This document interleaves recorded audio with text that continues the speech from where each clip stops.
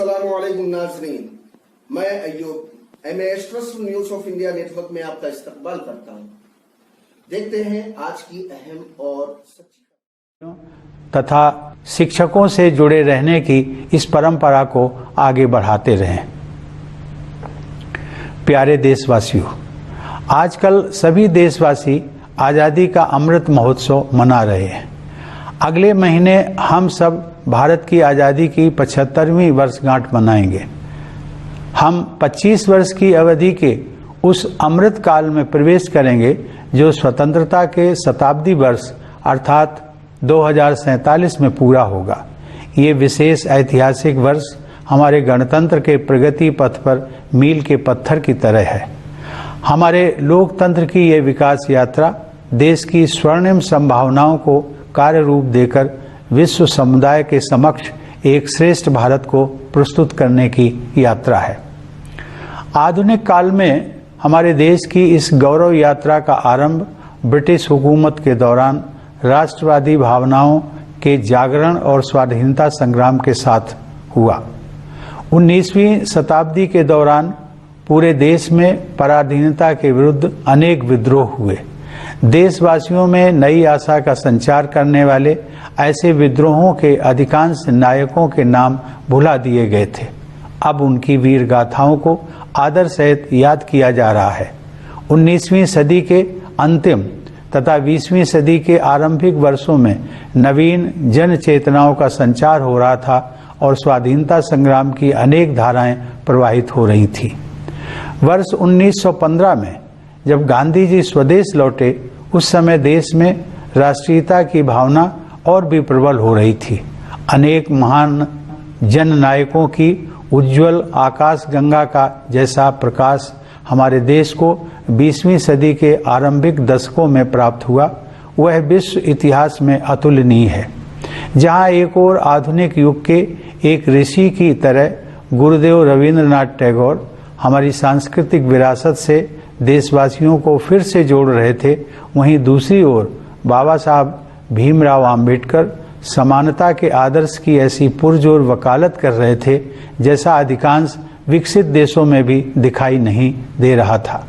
तिलक और गोखले से लेकर भगत सिंह और नेताजी सुभाष चंद्र बोस तक, जवाहरलाल नेहरू, सरदार पटेल और श्यामा प्रसाद मुखर्जी से लेकर सरोजिनी नायडू और कमला देवी चट्टोपाध्याय तक, ऐसी अनेक विभूतियों का केवल एक ही लक्ष्य के लिए तत्पर होना मानवता के इतिहास में अन्यत्र नहीं देखा गया है। मेरे मस्तिष्क में और भी कई विभूतियों के नाम उभर रहे हैं, लेकिन मेरे कहने का तात्पर्य यह है कि स्वाधीन भारत की विभिन्न परिकल्पनाओं से संपन्न अनेक महान नेताओं ने भारत की स्वाधीनता के लिए त्याग और बलिदान के अद्भुत उदाहरण प्रस्तुत किए। इसमें कोई संदेह नहीं है कि स्वाधीनता संग्राम पर गांधी जी के परिवर्तनकारी विचारों का प्रभाव सबसे अधिक पड़ा और उस दौरान उन्होंने कोटि कोटि देशवासियों की जीवन धारा को नई दिशा दे दी। देवी और सज्जनों, लोकतंत्र के जिस पथ पर हम आज आगे बढ़ रहे हैं, उसकी रूपरेखा हमारी संविधान सभा द्वारा तैयार की गई थी। उस सभा में पूरे देश का प्रतिनिधित्व करने वाले अनेक महानुभावों में हंसाबेन मेहता, दुर्गाबाई देशमुख, राजकुमारी अमृत कौर तथा सुचेता कृपलानी सहित 15 महिलाएं भी शामिल थीं। संविधान सभा के सदस्यों के अमूल्य योगदान से निर्मित भारत का संविधान हमारा प्रकाश स्तंभ रहा है और इसमें निहित आदर्श चिरकाल से संरक्षित भारतीय जीवन मूल्यों का हिस्सा रहे हैं।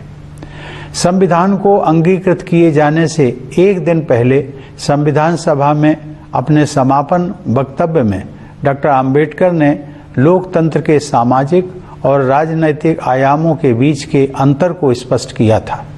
उन्होंने कहा था कि हमें केवल राजनीतिक लोकतंत्र से संतुष्ट नहीं होना चाहिए।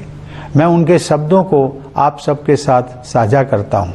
उन्होंने कहा था, हमें अपने राजनीतिक लोकतंत्र को एक सामाजिक लोकतंत्र भी बनाना चाहिए।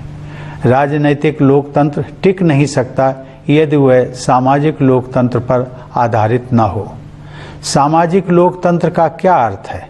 इसका अर्थ है जीवन का वह तरीका जो स्वतंत्रता, समानता और बंधुता को जीवन के सिद्धांतों के रूप में मान्यता देता है। स्वतंत्रता, समानता और बंधुता के इन सिद्धांतों को एक त्रिमूर्ति के अलग अलग हिस्सों के रूप में नहीं देखना चाहिए। उनकी त्रिमूर्ति का वास्तविक अर्थ यह है कि उनमें से किसी भी हिस्से को एक दूसरे से अलग करने पर लोकतंत्र का वास्तविक उद्देश्य ही समाप्त हो जाता है।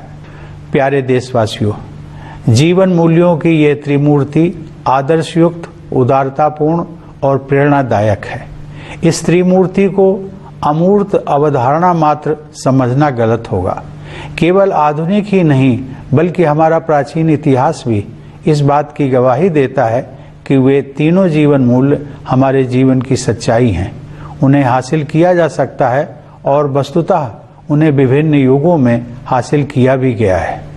हमारे पूर्वजों और हमारे आधुनिक राष्ट्र निर्माताओं ने अपने कठिन परिश्रम और सेवा भावना के द्वारा न्याय, स्वतंत्रता, समता और बंधुता के आदर्शों को चरितार्थ किया था। हमें केवल उनके पद चिन्हों पर चलना है और आगे बढ़ते रहना है। सवाल उठता है कि आज के संदर्भ में एक सामान्य नागरिक के लिए ऐसे आदर्शों का क्या अर्थ है। मेरा मानना है कि उन आदर्शों का प्रमुख लक्ष्य सामान्य व्यक्ति के लिए सुखमय जीवन का मार्ग प्रशस्त करना है। इसके लिए सबसे पहले सामान्य लोगों की मूलभूत आवश्यकताएं पूरी की जानी चाहिए। अब संसाधनों की कमी नहीं है। हर परिवार के पास बेहतर आवास तथा पीने के पानी और बिजली की सुविधा उपलब्ध हो, इस दिशा में हम काम कर रहे हैं। यह बदलाव विकास की बढ़ती हुई गति तथा भेदभाव से पूर्णता मुक्त सुशासन द्वारा ही संभव हो सका है। मूलभूत आवश्यकताओं को उपलब्ध कराने के बाद यह सुनिश्चित करना है कि प्रत्येक नागरिक अपनी क्षमताओं का उपयोग करते हुए खुशी के अवसर तलाशे तथा अपने नितांत निजी गुणों का समुचित उपयोग करते हुए अपनी नियति का निर्माण करे। इस दिशा में आगे बढ़ने के लिए शिक्षा ही मुख्य साधन है। मेरा मानना है कि राष्ट्रीय शिक्षा नीति युवा भारतीयों के लिए अपनी विरासत से जुड़ने और 21वीं सदी में अपने पैर जमाने में बहुत सहायक सिद्ध होगी। उनके विकासमान भविष्य के लिए अच्छी स्वास्थ्य सेवाएं अनिवार्य हैं। कोविड की वैश्विक महामारी ने सार्वजनिक स्वास्थ्य सेवा के बुनियादी ढांचे में और भी अधिक सुधार की आवश्यकता को रेखांकित किया है। मुझे खुशी है कि सरकार ने इस कार्य को सर्वोच्च प्राथमिकता दी है।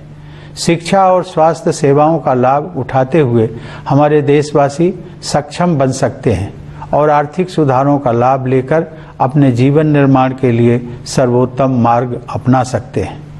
21वीं सदी को भारत की सदी बनाने के लिए हमारा देश सक्षम हो रहा है, यह मेरा दृढ़ विश्वास है। प्यारे देशवासियों, अपने कार्यकाल के 5 वर्षों के दौरान मैंने अपनी पूरी योग्यता से अपने दायित्वों का निर्वहन किया है।